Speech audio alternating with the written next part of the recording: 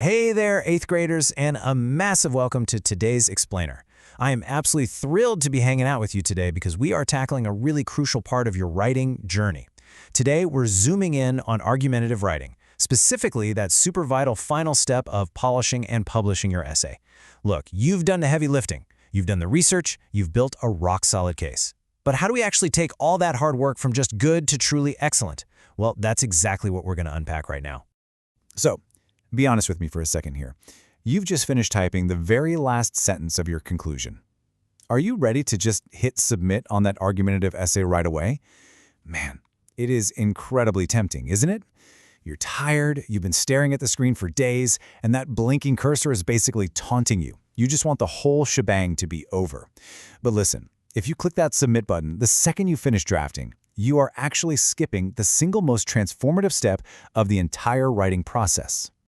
All right, let's jump straight into Section 1, the art of polishing. Now, what do we actually mean when we talk about polishing an essay? Basically, polishing is perfecting your final draft so it's 100% ready for your readers. Think of your rough draft kind of like a piece of raw wood. It has the basic shape of a piece of furniture, sure, but it's rough, it's got splinters, and it is definitely not quite ready to sit on. Polishing is like taking sandpaper to that wood. It's the meticulous, careful work that makes the final product smooth, beautiful, and functional. A rough draft is literally never the end of the journey. It's just the raw material you use to create your masterpiece.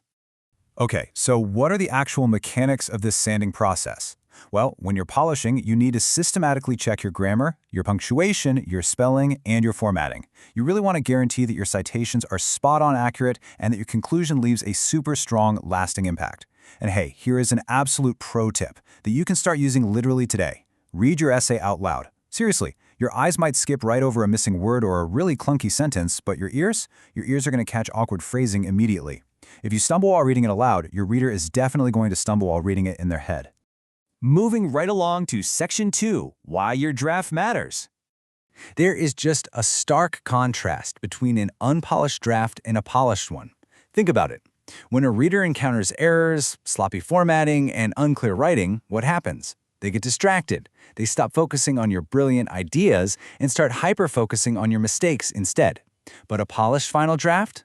That represents your effort, your unique voice, and most importantly, your care for your audience. A polished essay essentially tells your reader, hey, I respect your time enough to give you my absolute best work.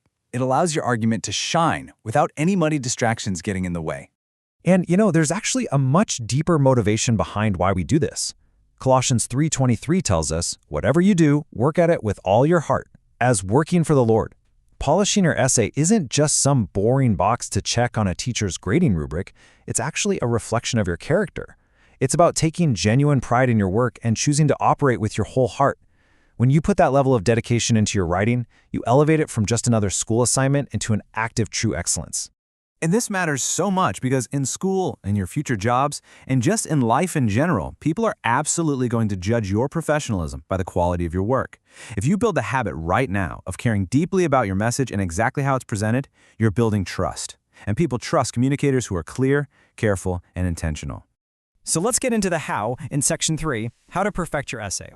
Let's get super practical. Here is your actionable 3-step roadmap for success. Step 1. You proofread strictly for grammar and spelling errors. You've got to get those technical details right.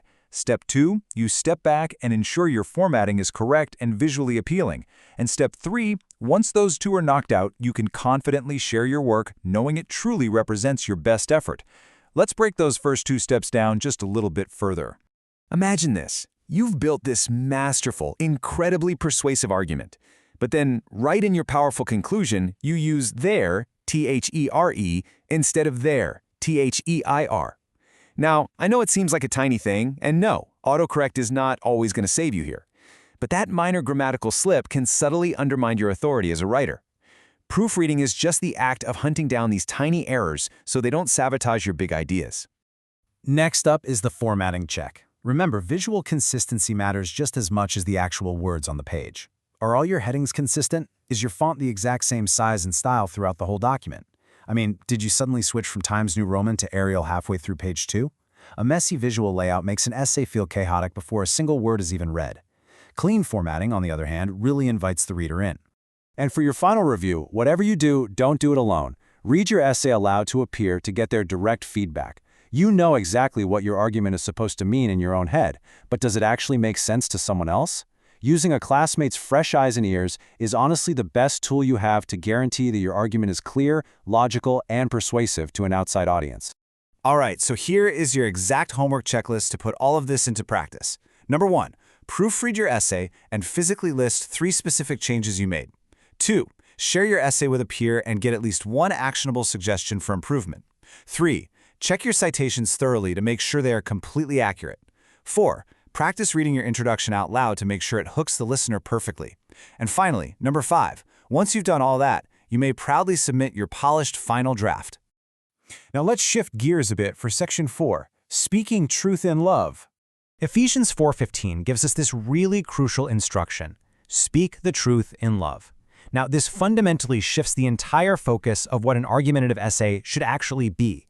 It elevates the whole assignment from just a simple battle of wits into a profound test of character. Let me be completely clear about this. When you write an argument, your goal is not to simply win at any cost. That win at any cost mentality is super destructive, and it usually just leads to tearing other people down. Instead, your objective is to present your ideas honestly, respectfully, and in a way that reflects Christ-like character. True excellence means that even when you strongly, fundamentally disagree with an opposing side, you still treat that perspective and the people holding it with profound dignity and respect. Which brings us to our final section. Section 5, Education Combined with Morality.